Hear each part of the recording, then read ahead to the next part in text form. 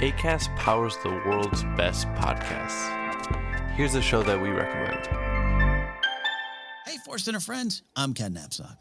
I'm Joseph Scrimshaw, and this is Force Center, a Star Wars podcast that celebrates the galaxy far, far away with a mix of deep dive analysis and comedy fun. We cover all the films, the TV shows, books, toys, and the big themes, everything from the profound lessons of hope versus fear to the absurd fun of Boba Fett's knee darts. Myself, Joseph, and our third partner, Jennifer Landa, rely on our years of experience as writers, performers, and broadcasters to create a critical but positive Star Wars space that's like hanging out in the cantina, but with absolutely no limbs getting cut off. It is a podcast Obi-Wan Kenobi would feel okay letting Anakin listen to without going to the dark side. So, join us on the light side, friends. This is Force Center. Acast helps creators launch, grow, and monetize their podcasts everywhere. Acast.com.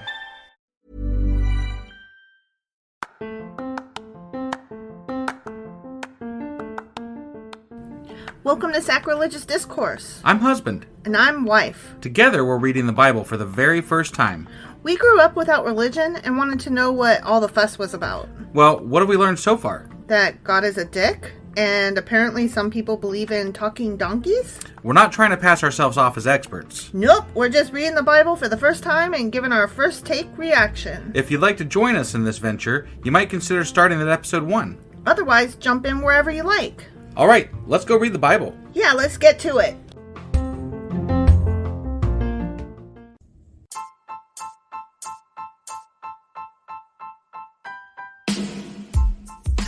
Hey, wife. Yes, husband. Did you know that we are now on Patreon? Yes, because you told me, but also, no, tell me more. So we're on Patreon now. Are we? We are, and our supporters can go there and support us, and we have multiple levels all the way up to You Killed God. That sounds really drastic and escalated quickly-ish. Well, no, there's multiple levels before there, so it escalates on a sliding scale of, cheap to not cheap.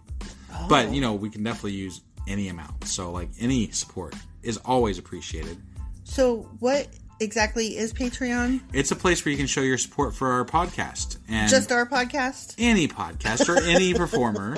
But, we're the ones that, you're listening to right now. So maybe you should, support us. That'd be awesome. That would be awesome. But we love you anyway. So all you got to do is go to Patreon, look up Sacrilegious Discourse. It's actually patreon.com/Sacrilegious Discourse is our actual main page there. So head on over and send us some love. Yeah. Husband! Wife! Are you ready to do some contradictions? Or do you want to play the game, You're Always Wrong? I thought that's what we... Mm-hmm. Yeah. Mm-hmm. So contradictions. No, you're always wrong. Yeah, right. You're always wrong. I'm always wrong. Yep. You ready? When will I learn? You're always wrong with regards to 2 Kings. Okay. Okay. Well, let's go do these contradictions. Okay. Or, wrongness. Yeah. Turn your passion into a side hustle through podcasting with Acast.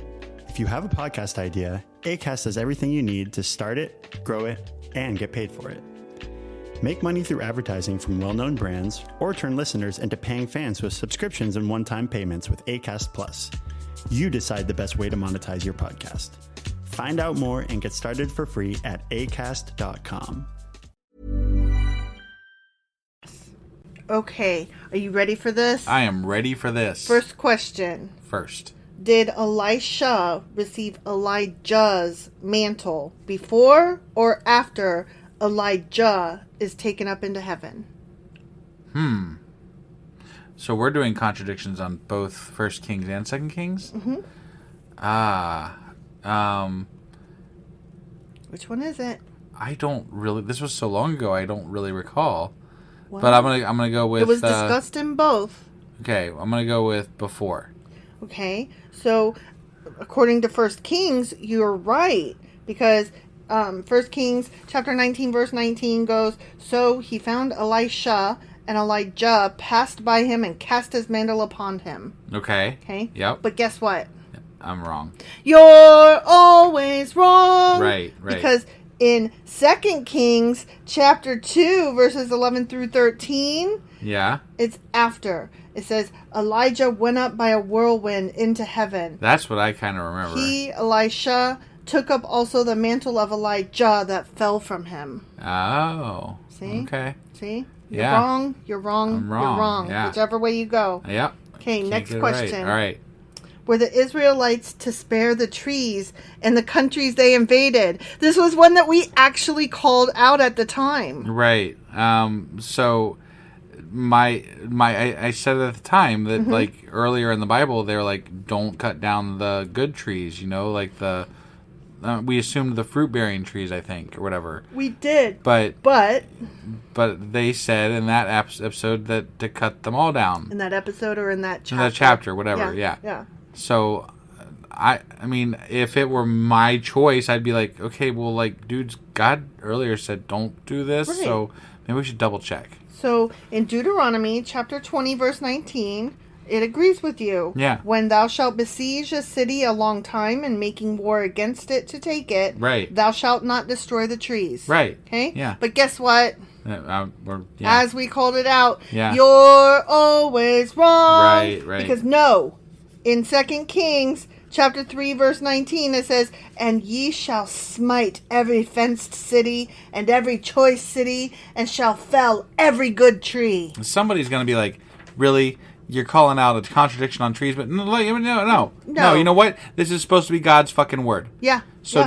just fuck off with that shit. Fuck off with that shit And- because and we called it out at the time. either- That, wait, what? This doesn't make sense. Either God isn't real, which that's the one I'm laying money on, or he's a really fucking craptastic writer and rule maker. Yeah.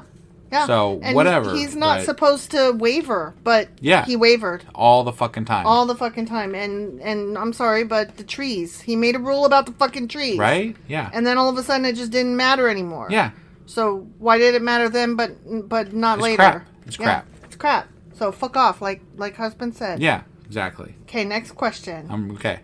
Did God give Gehazi, Elijah's servant, leprosy? Do you remember Yes. that guy? He gave him leprosy, He right? did, yeah. Okay. Okay. So, yes, Elisha told Gehazi that God would give him and all his seed Right. leprosy forever. Right. According to 2 Kings chapter 5, verse 27, Yeah. the leprosy, therefore, of Naaman shall cleave unto thee, and unto thy seed forever. Right. And he went out from his presence a leper as white as snow. Right, I remember that. Yeah. But guess what? I'm wrong. You're always wrong. Okay. Because later on in 2 Kings, so that was in chapter 5. This is in chapter 8, verse 4. Okay. Later on, Gehazi is talking to the king, praising Elisha. And if Naaman had leprosy, he wouldn't be allowed in the king's presence. And he wouldn't be praising the one who gave him the fucking disease. Well, so, I recall that kind of. yeah, But I also recall thinking at the time, and I let it pass because I was like, well, there's not a lot of things going on that are godly. Like they're kind of foregoing a lot of things that used to be. So maybe people are allowed to still serve and walk around with leprosy. Do you think? I don't think so. I think if people were like, oh my God, you have leprosy, they would be like, get the fuck out, burn them, stone them. People Right. would, No, I mean, you're probably right. But they were afraid. But there was a reason why I didn't call that out at the time because no, I was... we did talk we? about it. Yeah. Oh. Yeah, we did because I was like, wait, how is he talking to him with leprosy? Because he's supposed to be out there. Oh, okay. Like the leper colony. He's supposed to be out in the leper Right, colony. okay. All right. Yeah, I did call that out at the time. Got it. That Got it was weird that he was in there talking. Sure. Okay. So, yeah. Again, So fuck off. Yeah, it's all wrong. Yeah, it's all wrong. Okay. Yep. How did Josiah die? He either died a peaceful death or he was killed in battle. Which one was it? Well, technically it was both, wasn't it? Because God spared him the first time.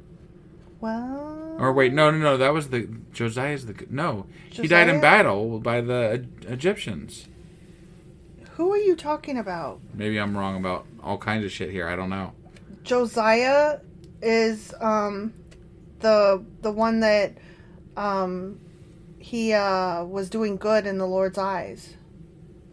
But he Okay. got shot by an arrow, I Yeah, think. that's what I'm saying. The Egyptians killed him. Yeah. That's what I just said. Okay. Okay. So did he die a peaceful death or was he killed in battle? He was killed in battle. Okay. So he was killed in battle.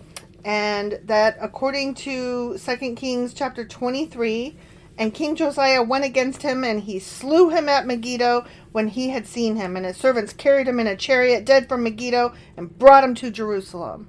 Right. Okay? Yeah. But just the chapter before that, it says, Behold, I, God, will gather thee, Josiah, unto thy fathers, and thou shalt be gathered unto thy grave in peace, and thine eyes shall not see all the evil which I will bring upon this place. Well, okay. So God's prediction was wrong. Yeah. He didn't necessarily die then a different way. Yeah. But the prediction was wrong.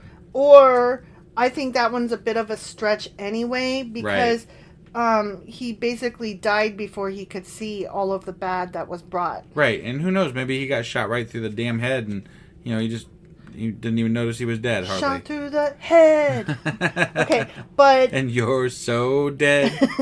You give death. No. Stop it right there. Yeah. There was something else that I didn't record here because it's from the book of Jeremiah. Okay. And actually, a lot of these contradictions, I could not include as many as there were because they're from other books. So many of them were specifically from either Chronicles or Jeremiah. Oh, wow. Yeah. Okay. So... Well, I imagine we'll be covering a lot of those when we get to those books, so... Right, but what I'm saying is that according to Jeremiah, that's another one that contradicts these, that says that he didn't die where he was shot. He was carried away, and then he died back at the castle or what the fuck ever. Huh. But I didn't see that really mattered. Right. But whatever. Yeah. So that's why I didn't include it, so that's why I'm not wording it specifically, but that is a thing to keep in the back of your head that we're going to come across. All right, yeah. So there were a couple of other ones that I didn't think really mattered. Right. No. They deserve scorn because they're in the Bible and they're wrong. Okay? Right. But I didn't record them because they weren't ones that we would catch because we didn't care. Things like, how old was this king when he started to reign? Oh, okay. I don't care. Right. They would say this guy was 8, but no, here it says he was 18. Semantics, right? No, it's not semantics. I can't keep numbers in my head, and I just don't give a fuck how old any of them were. That's what I'm saying. It just doesn't matter that much. Yeah, but that's not semantics. Oh. Semantics is where you phrase it differently, but it means the same. Right. Okay. No, this wasn't semantics. They were wrong a lot. Right. They recorded years and ages incorrectly all across these fucking kings. But the thing is, there were so many kings and they kept going back and forth between Israel and Judah. Couldn't hardly keep track. No. So we wouldn't care. Right. But I wrote it down as a thing to mention, but I didn't write down the specific ones because I just don't care. I feel like that would get really boring. It would. This one, whatever. It's enough to know that a lot of they got a lot of them fucking wrong. They got a lot of them wrong. Right. Okay, here's another one that we called out at the time. The question was, is it okay to make images? And the yes was God let Moses make the snake stick. Right. But then later on, Doodah Head, whatever the fuck his name was, destroyed it. Yeah. But the thing is, I don't really count that as a...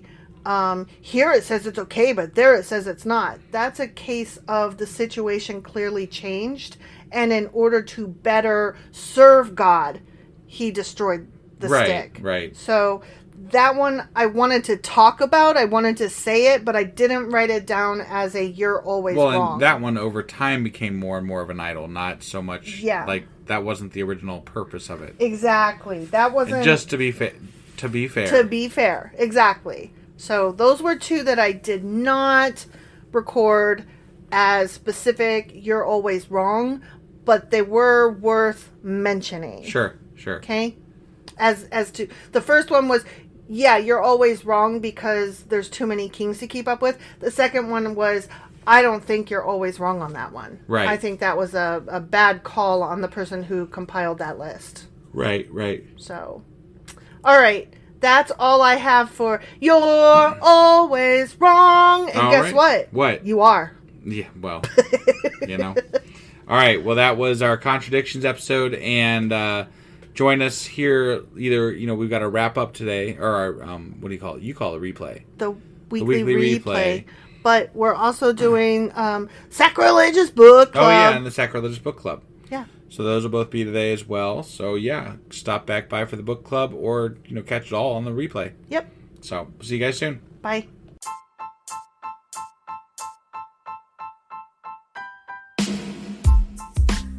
Hey, wife, I guess that's the end? But husband, that's just sad. It doesn't have to be. We are on lots of social media platforms like Twitter. Our handle there is sacrilegious_D. For D's nuts. Oh my God. Stop doing that. Anyway, we're also on Facebook, Instagram, and Pinterest. There's a link to all of our social media sites at our website.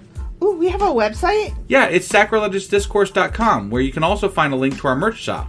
We have a merch shop? Yep, we have podcast-themed clothing, mugs, notebooks, and more, as well as an atheist and science-themed products. Wow, our fans should really go check that out right now. Definitely. They can get in touch with us by sending an email to sacrilegiousdiscourse@gmail.com. But before they do that, we could really use some help. Oh yeah? With what? Well, it's not free running the podcast, and we need some financial support in order to get better equipment, which will free up time so we can concentrate on our podcast and our fans. Okay, so what should they do? Head over to patreon.com/sacrilegiousdiscourse and sign up as a contributor on our podcast. Supporters there receive additional bi-weekly episodes that we record just for our Patreon members for as little as $2 a month. Also, we'd really appreciate it if you would like and subscribe on whatever platform you're using. And Apple Podcast reviews help us out tremendously. Like and subscribe. Leave an Apple review. Join us on Twitter. Support us on Patreon. That's a lot of instructions. Don't forget to say thanks. Thanks. Okay, bye.